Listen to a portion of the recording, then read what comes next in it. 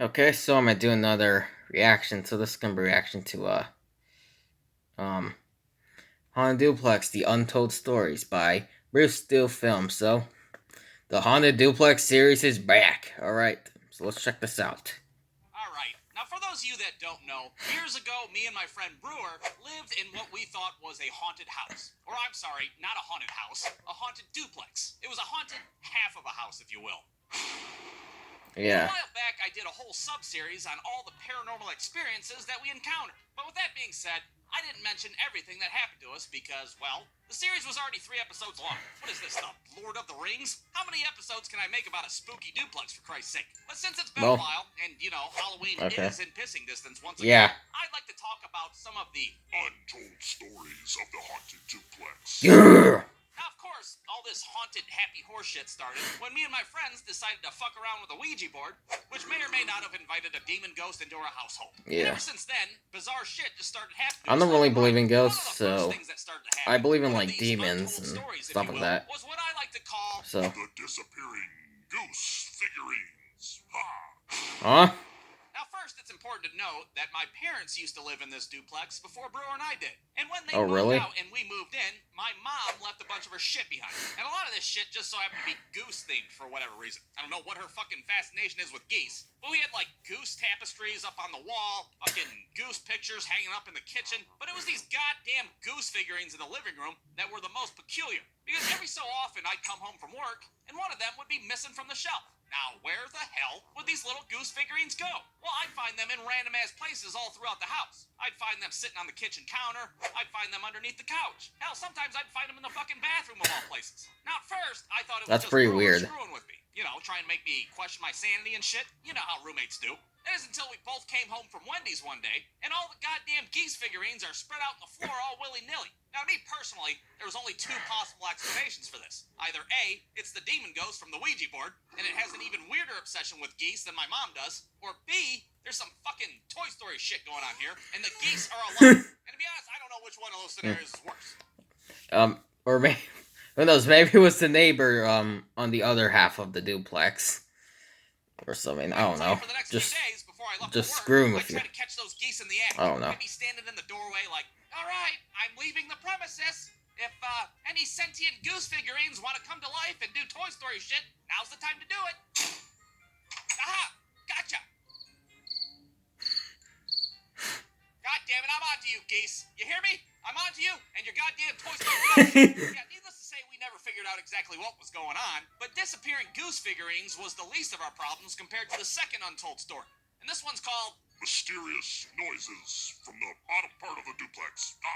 Alright, so this little occurrence happened just when things started to really hit the fucking fan. It was sometime between me seeing a shadow ghost fly across my ceiling and Brewer's ass trying to fistfight that fucking ghost when it was behind our Christmas tree. Somewhere on that timeline. And of course, it's in the middle of the night. I'm laying in bed trying to sleep, trying not to think about how fucking haunted our house is. And right when I'm about to fall asleep, I hear a noise coming from the downstairs apartment that sounds like somebody clapping their hands.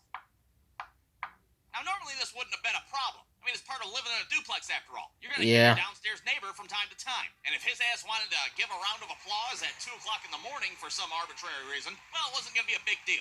But what was a big deal was that his ass had moved out of the duplex months ago. So if nobody's living in the downstairs apartment, who the hell is playing patty cake down there? So I crawl down on my hands and knees to the vent that's in my room to get a closer look. Or listen, I suppose. And sure as shit, I can hear somebody clapping down there like they're in a fucking high school pep rally. Let's go. Now, what the hell is a girl supposed to do in this situation? Well, I'll tell you what I did. I decided to try to speak to whatever was down there. Hello? Hello? Now, in retrospect, this was stupid as hell. I mean, let's be honest. It's probably the fucking demon ghost down there. What could possibly be the best case scenario? It just waltzes over to the fucking vent and is like, oh, hi, it's me, the demon ghost. What, are we talking through the vents? You want to fucking tie a string to some aluminum cans and play telephone? Yeah, I don't know what the hell I was thinking, all right? But what I do know is that whatever was down there decided to reply to my ass. And the sound that I heard next is a little difficult to describe, but it kind of sounded like a fucking dog yawning. That's the closest thing that I could think of. It was like, no, that's not fucking right. That's not even close. Get it. God damn it. It was a very uninviting, Very unfriendly sound, alright? And after hearing that shit at 2 o'clock in the morning, you want to take a guess on what I did next? Well, if you guessed turned on all the lights in my room and hid underneath the covers like a little baby back bitch, you guessed correctly. Look, I don't care who you are. When you hear some shit like that in the middle of the night, you figure out your place in the world pretty damn quick. And if some demon ghosts want to play patty cake downstairs, well, my ass sure as hell ain't gonna get involved. As long as I'm upstairs and they stay downstairs, I'm totally fine with it. Well, of course, all of that would change. Honestly, my first thought was like, oh, maybe it's some homeless guy broke into the other half of the duplex. But then again, how could he fit in that tiny little vent? And we'll call this one The Great Demon Standoff. Ah. Alright, so this story starts out with Brewer deciding that he's going to get Del Taco one night. Now, I, of course, did not go with Brewer to Del Taco because, well, Del Taco sucks ass. It's like the fucking Kmart version of Taco Bell, alright? And if Taco Bell already rips my asshole apart bad enough, imagine the damage a fucking generic version can do. No, thank you. So Brewer heads out to Del Taco, and I'm in my room watching TV. I got the whole house to myself. I'm having a good time. I'm watching fucking Three's Company on Nick at Night. It's a pretty good episode. That's it, John Ritter, I've had enough. I'm raising your rent. Well, Mr. Roper, if you raise my rent, I'm gonna have to raise my foot up your ass. Dang, man. You tell his ass, John Ritter. To hell with that, Mr. Roper. Well, imagine my surprise when, like, 5 minutes after Brewer leaves, I hear the living room door open and shut.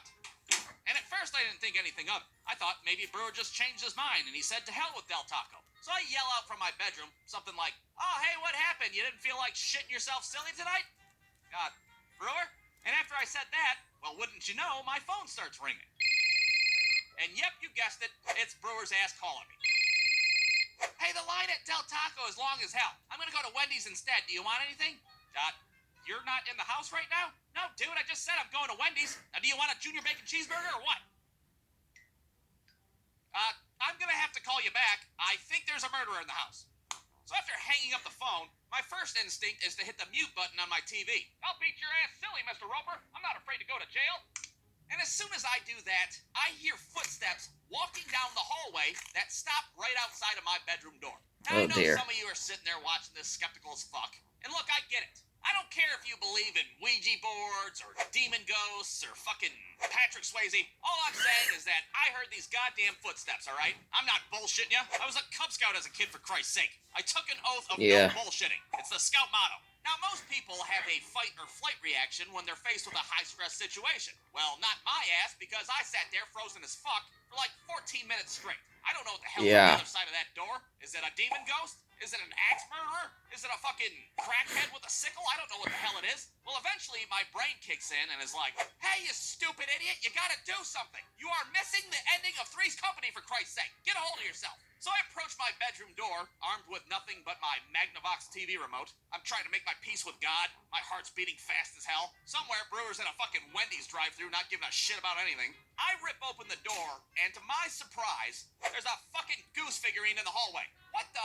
Oh, it's just a goddamn Toy Story goose? And you might be sitting there watching this like, come on, a fucking goose? How anticlimactic. Well, listen here, you piece of shit. It was still freaky as hell. After hearing those footsteps... Well, yeah, who wouldn't be freaked out after flipping Goose Duckling was outside the door? So, with all that being said, those are my untold stories of the haunted duplex. And if there's any lesson to be learned here, well, I think it should be, don't tempt the devil with a fucking board game. Yeah. Thanks for watching, everybody. Have a good fucking Halloween. Throw the wager board in the river likes the Jumanji game. Alright, well that's it for my reaction to Haunted Duplex, The Untold Stories by brewstewfilms. So hope you all enjoyed the reaction. The link to the original video will be in the description below for you to check it out, and I'll see you guys next time.